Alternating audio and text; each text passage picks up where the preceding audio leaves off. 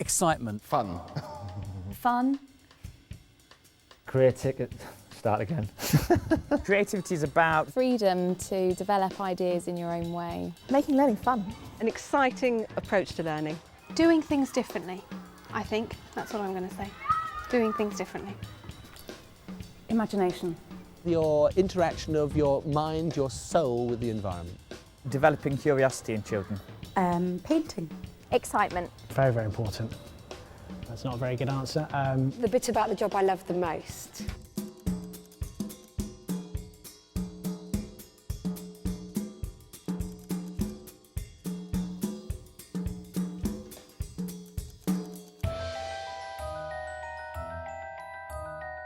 Creativity should be at the crux of everything we're teaching, to engage children, to give them a love and excitement for what they're learning. I think you can see creativity everywhere in the curriculum and outside the curriculum. It's about providing a curriculum that's exciting and enriching for the children. Creativity is you as the teacher being creative with what you're teaching them. The concept of creativity needs to be at the heart of all teaching. And to be a creative school, everybody in that school needs to actually have the prescription cut. And for you to be able to say, it's yours, you know what your children need, you know what each individual child in your class needs to push them as far as they can and maximise the potentials that you can. Be as creative as you possibly can.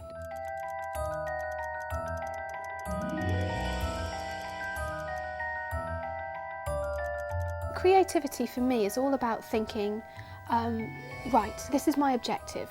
This is what I've got to teach. They've got to understand equivalent fractions. It's really daunting. I sat down and thought about this all last night, and then when you asked me, I just can't think of anything creative I've ever done. Creativity is about everything. You know, you're teaching a 2 times table, you can be creative how you do that. And so you're always thinking, how am I going to achieve that? And you have to think creatively. So I'm always looking for things that are the children enjoy, or asking them even. I used to stand up and say 1 times 2 is 2, 2 times 2 is 4. You know, creativity is much, much more than that. I could stand in front of a class every day and teach the objective. The learning wouldn't be there. They enjoy it and they feel freer and are more able to question things, have a go at things, test ideas out. And then if you can engage them in that early enough, you hope that they will keep that engagement through their whole learning life. Everything you look at this direction from one day, maybe look at it differently from another day. Am I going to get them to be the equivalent fraction? I don't know if that would work, but am I going to take them outside and show them something? Am I going to get them to do something in groups? How am I going to really get across to them this understanding of this particular concept? It's sort of like losing the rules of a normal lesson.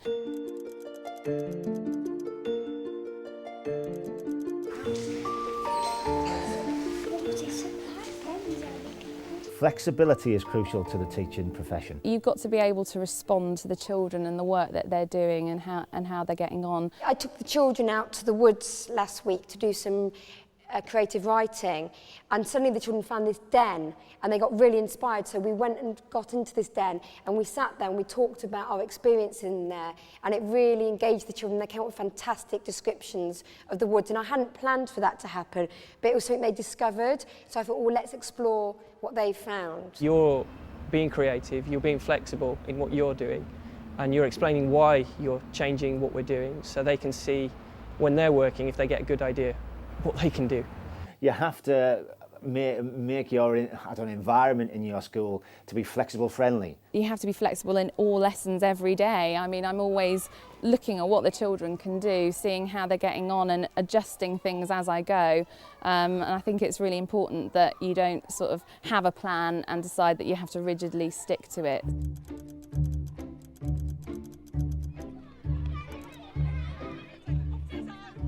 One of the most important interactive techniques that we use is questioning. Well, I always find dressing up. Music. We use a lot of drama. Role play. DVDs. Vikings come into school.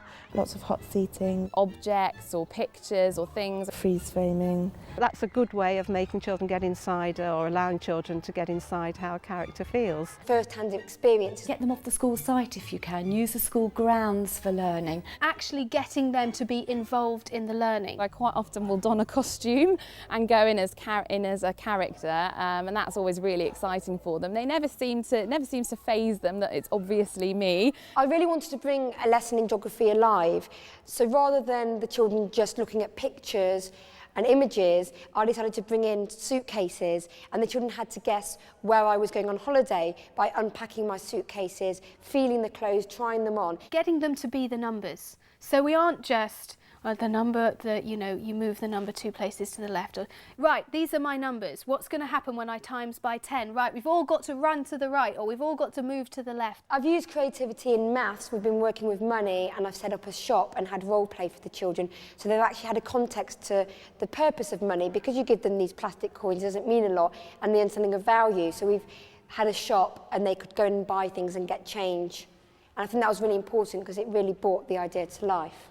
Or in science, when you're doing circulation and the oxygen moving to the muscles, getting them to make a great big human body. So you've got some people being the heart, some people are the lungs, some people are the muscles, and they've got a football, and that's the oxygen. And we're moving the oxygenated blood round and the deoxygenated blood back to the lungs and the heart. Just thinking, how can I make them another way of making this real, other than just perhaps seeing it or hearing it?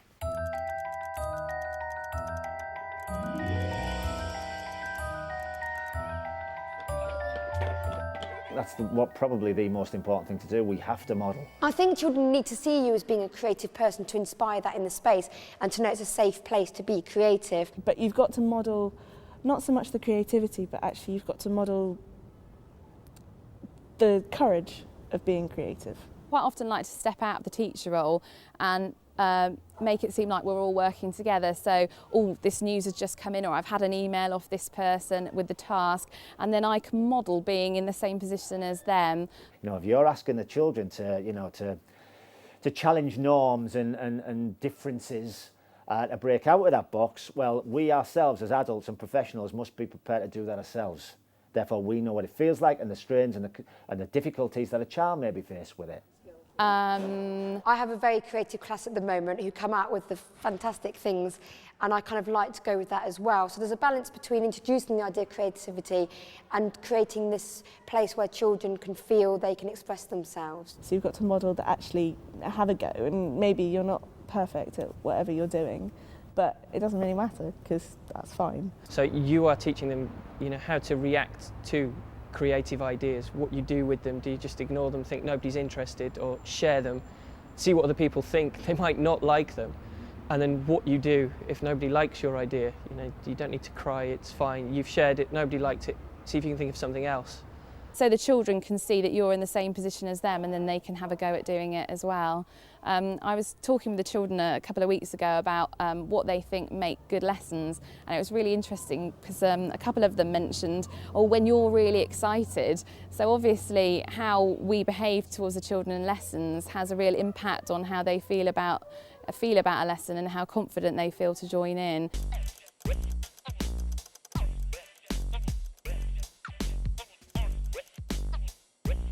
I often find that I don't plan that far in advance because I can't.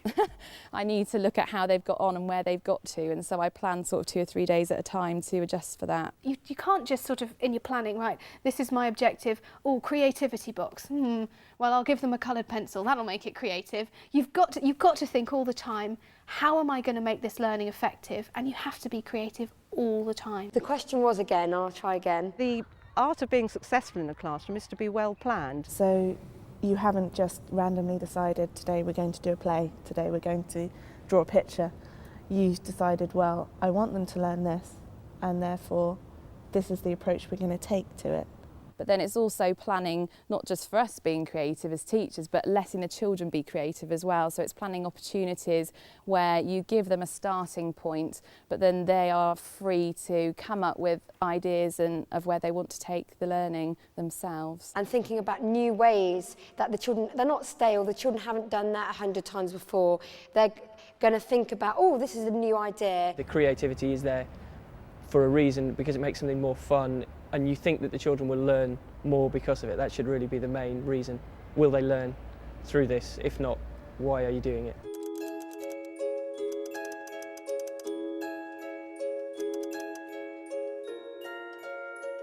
Creativity for me is all about risk. It can be scary. Can be scary for all of us. As a new teacher, it can feel quite risky. You have to take risks. That is kind of scary. It's very difficult as a teacher not to go in and try and guide them through in the way that you want to do it, but to stand back and let them be creative, give them a bit longer than you normally would to come up with the ideas. It would be scary with a class that perhaps you didn't know. And I want teachers in the school to be risk takers, and I actually had that as one of my performance management targets for all teachers in the school. How are you going to be a risk taker? Quite interesting, you know, expecting someone to say, I'll jump off the roof on Friday, you know, it's not about that, it's about how can you challenge. If you decide you're not going to take these risks, then life isn't going to be that exciting for the children, and you want them to think, yeah, I can take that little risk myself and do something in a little bit of a different way. I think if you ask any of the children what creativity is, they'd probably say fun, because you know, we have a great time, and I really believe that if children are having a good time, if they're engaged and if they're enthusiastic about what they're doing, the learning is so much better.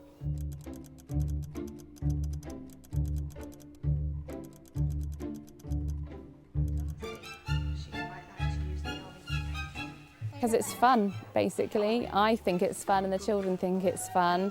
I use creativity to engage the children in the learning process. Because over the years, experience has taught me that it's a great way for children to learn and an exciting way for children to learn. If you did the job in a routine, in a mundane way, you wouldn't get anything out of it. I think if you can't encourage that creativity in primary school, then you never can, really. It brings purpose and meaning to the work that they do, I think. You know, it would be unrealistic to say we can do this 5 days a week, every single day, but you can certainly make a lot of your week creative and exciting for the children. I think when you've taught for a long time, you need to keep the teaching vibrant for yourself and for the children, and creativity can give you that.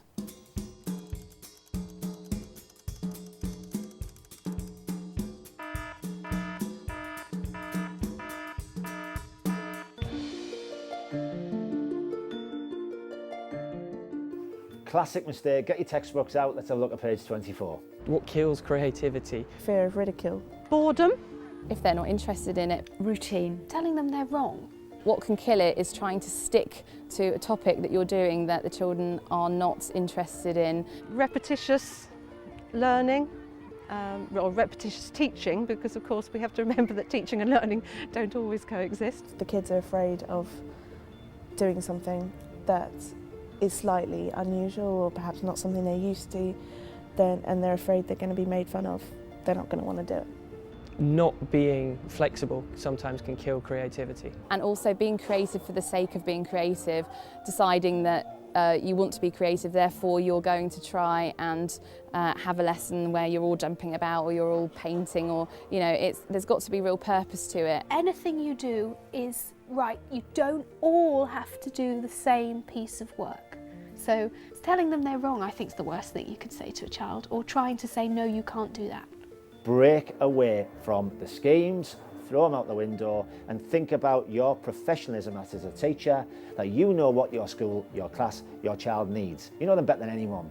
So therefore you know how your child ticks, and you know therefore how best to teach them.